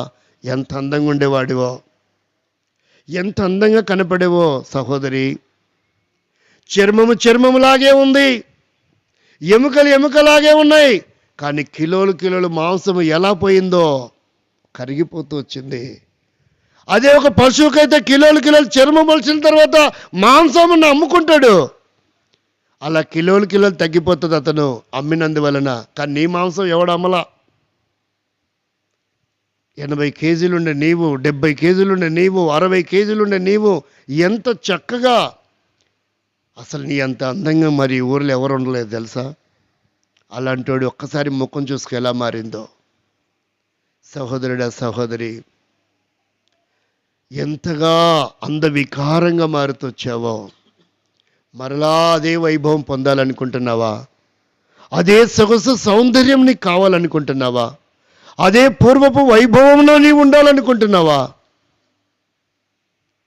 ఎక్కడొచ్చాడంట? యథార్థవరుడై సత్యముతో నీ సన్నిధిలో నేను ఎట్లు నీకు అనుకూలముగా. కానీ నీవు మాత్రం ప్రతికూలంగా నడుచుకున్నావు. నీ భార్యకు, నీ తల్లికి, నీ తండ్రికి, నీ వంశానికి, నీ కుటుంబానికి, నీ సంఘానికి, సహవాసానికి నీకు ఇష్టం వచ్చినట్టుగా జీవించావు. అందుకే ఈరోజు ఈ దిక్కుమాల దరిద్రత అనుభవిస్తూ ఉన్నావు. చెప్పిన మాటలు వినలేదు. కొంతమంది అంటారు, చెప్పి నా రోరు. చెప్పండి, కరెక్ట్ చెప్పండి. బద్దలైంది. అబ్బో, చెప్పు అయిపోయిందని పదం వాడతారు. నోరు చెప్పుగా మారదు. అంటే చెప్పుకు ఒక స్వభావం ఉంది. నడిచినందువల్ల ఏమైపోతుంది?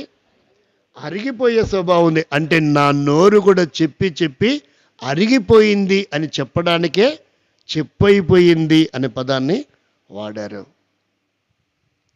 కనుక ప్రియమైన సోదరి సోదరా, ఎంతగా పాడైపోయావో, ఎంత చక్కగా ఉండేవాడివో, ఎంత చక్కగా ఉండేదానివో. అసలు నీకు పెళ్ళైనప్పుడు ఊరు మొత్తం క్యూలో నిలబడి చూసింది. ఎంత అందంగా ఉంది పిల్ల. వాళ్ళు అమ్మాయిలే, వాళ్ళు అందగత్తెలే, అయినా సరే నిన్ను చూశారు. ఎంత అందంగా ఉన్నాడు ఈ అబ్బాయి. పెళ్ళి కొడుకు వచ్చినాడా అయితే అమ్మ ఎంత పని. ఇప్పుడు దాకా క్యూలో నిలబడితే ఇప్పుడే వస్తే వెళ్ళిపోతాను. క్యూలో నిలబడి చూశారు ఒకప్పుడు నీ సొగసు సౌందర్యాన్ని. కానీ ఇప్పుడు అసహించుకునే పరిస్థితి. నిన్ను చూస్తేనే భయం పుడుతుందేమో, చూడలేకపోయానండి. ఆ అవతారం, ఆ వికారంగా ఉన్నాడు. భయపడి దడుచుకొని పారిపోతున్నారేమో. కానీ మరలా నీకు అదే సొగసు సౌందర్యం దేవుడు ఇవ్వాలనుకుంటున్నాడు. వస్తావా ఈ రాత్రి? ఈయనొచ్చాడు, సత్యముతో నీ సన్నిధులు నేను ఎట్లు నడుచుకుంటున్నో నీకు అనుకూలంగా. చదవండి. నీ దృష్టికి అనుకూలముగా సమస్తమును నేనెట్లు జరిగించుతునో కృపతో జ్ఞాపకము చేసుకొనుము. హిజ్కియా కన్నీరు విడిచాడంట. ఎలాగైనా బాగుపడాలి. అసలు ఏ రోగం వచ్చింది? వచ్చిన రోగం ఏంటి? తగ్గిపోయే రోగం కాదు, కనుమరుగైపోయే రోగం. అయ్యగారు, కనపడకుండా పోయే రోగం, సమాధిలో చేర్చబడే రోగం, తగలబెట్టబడే రోగం, అస్థికలు కూడా మిగలవిక, స్థితి భస్మం మాత్రమే మిగిలే రోగం వచ్చింది. అలాంటి రోగస్తుడు ఏమయ్యాడో తెలుసా? 5వ వచనం చదవండి. నీవు తిరిగి నా ప్రజలకు అధిపతి అయిన హిజ్కియా వద్దకు పోయి అతనితో ఇట్లనము, నీ పితరుడైన దావీదునకు దేవుడైన యెహోవా నీకు సెలవిచ్చినదేమనగా, నీవు కన్నీళ్లు విడుచుట చూచి తిని నీ ప్రార్థన, నువ్వు ఏదైతే విన్నవించావో, ఏదైతే అర్జించావో, ఏదైతే కోరుకుంటున్నావో ఆర్తన ధ్వనితో నీ కోరిక రాత్రి ఏదైనా ఆయన సిద్ధింప చేయడానికి సిద్ధంగా సంసిద్ధమైన వాడిగా ఉన్నాడు. ఏమంటున్నాడు? నీ ప్రార్థన నేను అంగీకరించి తిని నేను నిన్ను, అంటే నేను తప్ప మరి ఎవ్వడు నిన్ను బాగు చేయలేడని దాని భావం. నేనే దేవుడను, నేను తప్ప మరెవరును లేరు. నేనే జీవమును, నేను తప్ప మరి ఏ జీవము లేదు. నేనే నిన్ను స్వస్థపరచగలను, బాగు చేయగలను, నేను తప్ప నిన్నెవడు. ఆ బాగు చేసి ఆయన దగ్గరికి రమ్మని ఆహ్వానిస్తున్నాడు. వస్తావే రాత్రి? ఇంకా రకరకాల బౌండరీలు, ఆటంకాలు, అడ్డుబండలు పెట్టుకుంటావా? నాకు అవసరం లేదని బ్రతకాలనుకుంటే ఒక సెకండ్ కూడా ఆగవు. చితి పేర్చుకోవాలనుకుంటే నువ్వు ఎన్ని సంవత్సరాలైనా బతుకుదాం అనుకుంటావు, కానీ బతకవు. ఆశ ఉంది ఈ రాత్రి బ్రతకాలని, బాగుపడాలని. ఆయన అంటున్నాడు, నేనే నిన్ను బాగు చేయుదును, నేనే నిన్ను బాగు చేస్తాను. ప్రియులారా గమనించండి, ఈ రాత్రి నీ సమస్య ఏదైనా, ఆయన బాగు చేయలేని సమస్య విశ్వంలో ఒక్కటి కూడా ఉండదు. ఎంత పెద్ద సమస్య అయినా బాగు చేస్తాడు, ఎంత పెద్ద ప్రమాదమైనా బాగు చేస్తాడు. ప్రియులారా గమనించండి, నాకు 2007 వరకు మొబైల్ అంటే ఏంటో తెలీదు.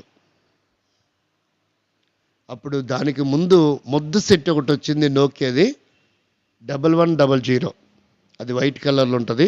దాని తర్వాత మరొకటి వచ్చింది 1600, అది బ్లాక్ కలర్లో, తర్వాత బూడిద కలర్లో ఉంటుంది.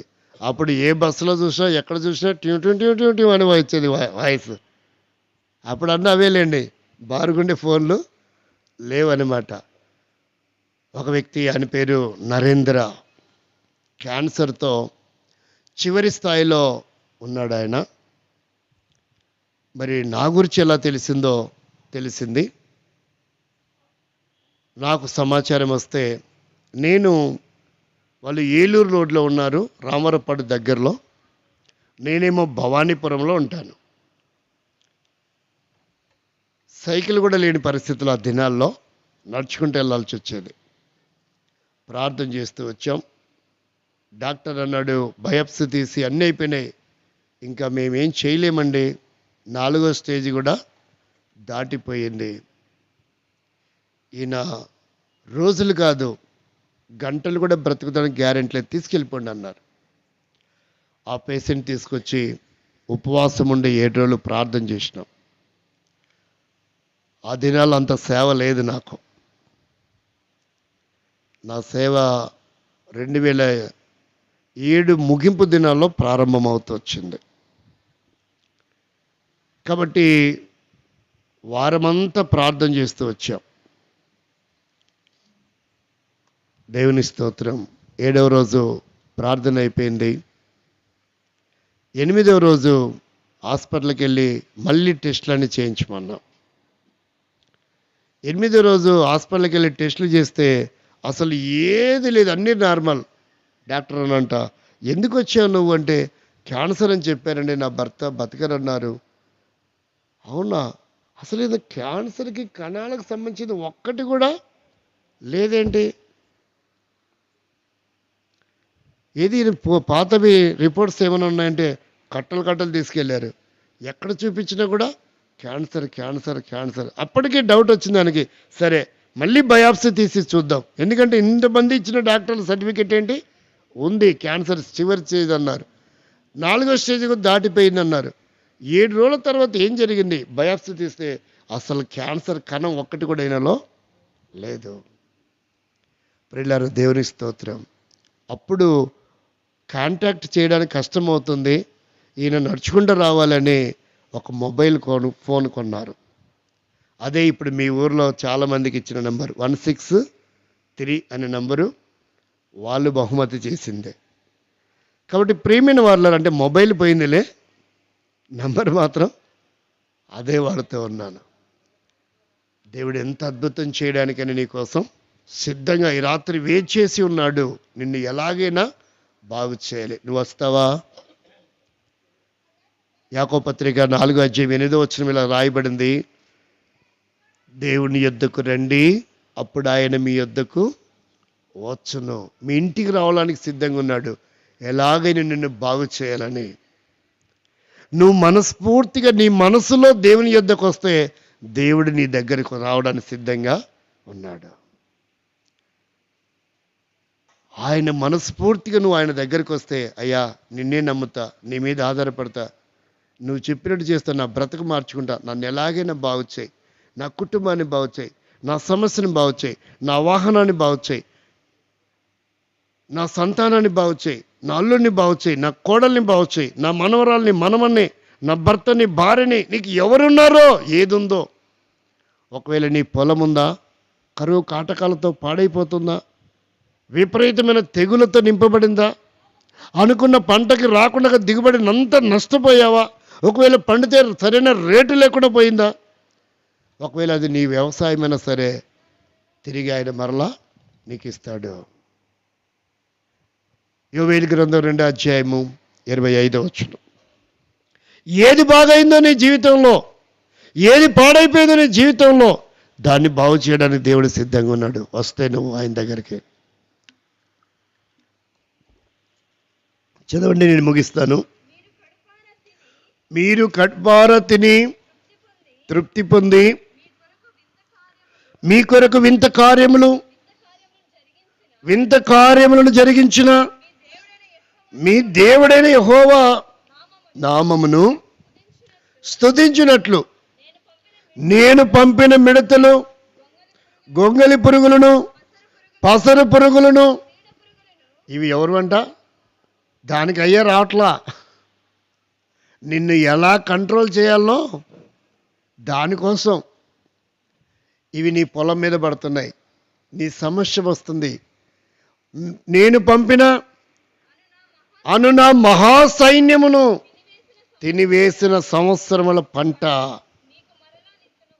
నీకు మరలా ఇవ్వడానికి. ఎన్ని సంవత్సరాలు నష్టపోయావో పంటలో, వ్యవసాయంలో, వ్యాపారంలో, తిరిగి అవన్నీ ఇవ్వాలనుకుంటాడు. ఒకవేళ ఉద్యోగము పోగొట్టుకున్నావా, సస్పెండ్ అయినావా, ఉద్యోగాన్ని పోగొట్టుకున్నావా, నువ్వు దేవుని దగ్గరకు వస్తే తిరిగి నీ ఉద్యోగం నీకు వస్తుంది. నమ్మలేకపోతున్నావా? నీ బైబిల్లో ఉంది ఆ మాట. చూడు, 40వ యెషయా గ్రంథం, ఆదికాండం 40:13. ఒకవేళ నువ్వు ఉద్యోగాన్ని పోగొట్టుకున్నావా, నీ వ్యాపారాన్ని పోగొట్టుకున్నా, నీ కలిగిన సమస్తాన్ని పోగొట్టుకున్నావా, తిరిగి నిన్ను బాగు చేయాలనుకుంటున్నాడు ఆయన. ఇక 3 దినములలో ఫరో నీ తలను పైకెత్తి నీ ఉద్యోగము నీకు మరలా ఇప్పించును. ఏ వ్యక్తి ద్వారా అయితే నువ్వు సస్పెండ్ చేయబడ్డావో, ఏ వ్యక్తి ద్వారా నీ ఉద్యోగానికి ఆటంకకరంగా ఉందో, ట్రాన్స్ఫర్ రాకుండా, ప్రమోషన్ రాకుండా, ఇంక్రిమెంట్ రాకుండా ఆటంకపరుస్తున్నాడో, నీకు రావాల్సినవి రాకుండా ఆ వ్యక్తితో దేవుడి రాత్రి మాట్లాడతాడు. నీవు నష్టపోయినవన్నీ కూడా తిరిగి నీకు ఇవ్వడానికి నువ్వు పొందుతావు. ఆశ ఉందా నీకు? పోయింది ఇంక రాదనుకుంటున్నావా? తిరిగి వస్తుంది. అందరూ అనుకున్నట్ట, బ్రదర్ ఫ్లైట్ వెళ్ళిపోయింది, ఇక నీకు పరిచయం ఈ పూట. ఏమనుకుంటున్నారు? చెప్పేవాళ్ళు సార్, ఏమైపోయింది? ఫ్లైట్ వెళ్ళిపోయింది, ఇక పరిచయం లేదు, ఇక వెనక్కి పోదాం పడి ఎయిర్పోర్ట్కి ఎందుకు అంటున్నారంట. భక్సింగ్ గారు ఏమంటున్నాడు? వెళ్ళాల్సింది ఎయిర్పోర్ట్కి. పిచ్చి పట్టినట్టుంది దీనికి, అధిక భక్తి ఎక్కువై పిచ్చి పట్టింది అనుకుంటున్నారంట ఆయన చుట్టూ తిరిగే వాళ్ళు. అనుకుంటూ ఉంటే ఫ్లైట్ వెళ్ళిపోయింది, సారీ సార్ అన్నంట. ఫ్లైట్ వెళ్ళిపోవడం ఏంటో పిచ్చోడా, అటు చూడన్నంట. తిరిగి వస్తూ ఉంది అది రిటర్న్లో. ఒక దేశపు రాణి చాలా ఖరీదైనటువంటి ఉంగరాన్ని వాష్రూమ్లో మర్చిపోయింది. ఆమె చెప్పిందంట, ఎంత డబ్బైనా పర్వాలేదండి నష్టపోవడానికి, ఫ్లైట్ అయితే వెనక్కి తిప్పాల్సిందే, తప్పదదేందంట. సంప్రదింపులు జరిగాయి. అలాగైతే తిప్పేసేయండి ఫ్లైట్ని, ఏం చేస్తాం? వీళ్ళు అడవల్ల వీళ్ళకుంటే ఫ్లైట్ వచ్చింది, భక్సింగ్ గారు సరదాగా ఎక్కి కూర్చున్నాడంట, అంతే. ఏముంటే సరిపోద్ది మనకి? ఆ నమ్మకం ఉండాలి, ఆ విశ్వాసం ఉండాలి. మనం భక్సింగ్ గారి సహవాసమే. మామూలుగానే చెప్తారులేండి వాక్యాలు, ఇవన్నీ అయ్యేటి కాదు పోయేటి అంటారు. అంటే నీ దగ్గర ఏం లేదు, చెత్త అంతా పనికి మళ్ళీ అన్నీ నింపుతావు హృదయంలో, కానీ నమ్మకము నిజమైన విశ్వాసం మాత్రం లేదు. అద్భుతం చేస్తాడు నువ్వు నమ్మితే.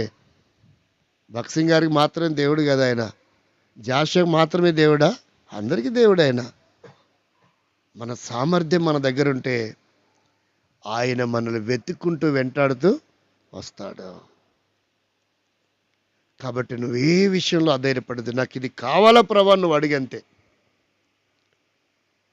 మీరు శామ్యుల్ మనోహర్ అనే ఒక బ్రదర్ని చూసారో లేదో, కేరళ, ఆయన చాలా సన్నగా ఉంటాలే. ఎట్టుంటాడు? హైదరాబాద్ ఒక పెద్ద నాకు బిల్డింగ్ని చూసాంట, దిస్ ఈజ్ మై అని ప్రార్థన చేస్తున్నాడు, అంతే. దేవుడు ఆ బిల్డింగ్ని తనకు అనుగ్రహించినాడు కాల పరిస్థితిని బట్టి. ఒక ఆయన ఉన్నాడు, ఆయన ఎవరు? జార్జ్ వర్వర్. నేను సేవకులను ప్రారంభ దినాల్లో రోజు నడుస్తుంటే చెప్పు దిగిపోయేది. అప్పుడు చెప్పు కుట్టించుకుని ₹2. రోజు సువార్త ఉదయం 6 గంటలకు పోయేది. ఇక్కడ ఏం లేదు, టీ లేదు, టిఫిన్ లేదు, భోజనం లేదు. రాత్రి నడవలేక సాయంకాలం 8:30, 9 గంటలకు వచ్చేవాడిని. రోజు తెల్లారి ఉదయం 6 గంటలకు అటు చెప్పుల షాప్ దగ్గర పోయి నిలబడుతుంది. ₹2. అటు ఒక రోజు అన్నాడు, సార్ ఎన్ని కుట్టాను సార్, దీంట్లో కుట్టి నాకు విసుకొచ్చింది సార్, ఇది కాళ్ళజోడు లాగా లేదు సార్, ఇది కళ్ళజోడు లాగా ఉంది అన్నాడు. అంటే రంధ్రాలు పడిపోయినాయి, కానీ పైన ఆకారానికి ఎలా ఉండాలని అలా ఆయన ఆ మాట అనే వరకే ఛా అని ఆ చెప్పులలో పడేసి చెప్పులు లేకుండా వెళ్ళా. మే నెలలో అలా నా జీవితంలో ఎన్నో అద్భుతాలు ఉన్నాయి. భక్సింగ్ గారి జీవితంలో కాదు, నీ జీవితంలో కూడా ఉండాలి నువ్వు దేవుని నమ్మితే. ఎప్పుడు ఆయన జీవితంలో ఉన్నట్టు చెప్తావేది, నీ జీవితంలో ఏముండవా? చెప్పులు లేకుండా నేను తిరుగుతూ ఉన్నాను. ఒక టీచర్ చూశాడు, ఆయన పేరు విద్యాసాగర్. చూస్తున్నాడంట, ట్రాక్స్ పంచుతూ ఉన్నా నేను. మే నెలలో మరి టీచర్కి జీతాలు డబ్బులు ఉంటాయా? ఆయన నా దగ్గర ఉంటే ఇద్దాం, నా దగ్గర ఉంటే ఇద్దామని పరిశీలన చేస్తూ ఉన్నాడంట. సరే మొత్తానికి ఆయన కూరగాయలకి వెళ్తా ఉన్నాడంట, ₹50 చేత పట్టుకొని. మనసు ఒప్పట్లేదంట. దగ్గరికి వచ్చాడు, ప్రైజ్లాడు బ్రదర్ అన్నాడు. చెప్పండి బ్రదర్, ప్రైజ్లాడు, మీరు ఎవరు, ఏంటి, ఏం చేస్తారంటే, నేను పలానా స్కూల్లో టీచర్ని. ఎక్కడికి వెళ్తున్నారు, ఏంటి అంటే, మీకోసం వచ్చాను. ఏంటి నా కోసం? ఆయన ఎవరో నాకు తెలీదు, నేనెవరో మీకు తెలియదు, కానీ నేను మాత్రం మిమ్మల్ని రోజు చూస్తూ ఉన్నాను. ఈ వీధిలో చెప్పు లేకుండా మే నెలలో ఎండలో సువార్తలు పంచుతూ ఉన్నారు, నా కోసం ప్రార్థన చేయండి అని చేతులు ₹50 పెట్టాడు. పెట్టి, బ్రదర్ ఇవి మీరు చెప్పులు కొనటానికి ఇచ్చాను. మీరు చెప్పులు కొనటానికి ₹50 ఇవ్వడం ఏంటంటే, జీతాలు లేవు, ఇవి కూడా కూరగాయల కోసమని వెళ్తున్నా కానీ నా మనసు మాత్రం ఒప్పుకోవడం లేదు. కూరగాయలు కొనకుండగా మీరు చెప్పులు కొనుక్కోండి, 50 రూపాయలకు వచ్చే చెప్పులు. ఆయన ఉద్యోగానికి రిజైన్ చేసి నా జీవితాన్ని పరిశీలించి సేవకొచ్చాడు. గుంటూరు జిల్లాలో పెదనందిపాడులో సేవకుడు ఇప్పుడు అతను. ఇలా ఎన్నో ఉన్నాయి చెప్పుకుంటూ పోతే.